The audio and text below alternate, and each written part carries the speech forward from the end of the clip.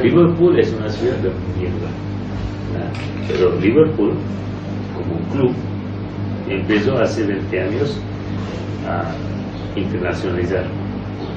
Ahora tiene un presupuesto de patrocinio que lleva 1.000 millones en total, todos los ingresos de camisetas que venden.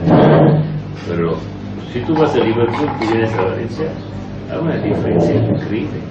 Incluso en la talla de la ciudad, la industria que existe, pero el club es un club que es local ahí, tiene su afición, tiene sus peñas, pero es muy internacional.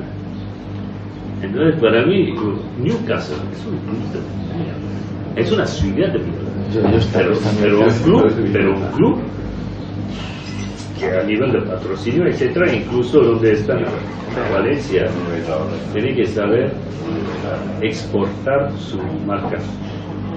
Valencia, bueno, como ciudad, los políticos mandan.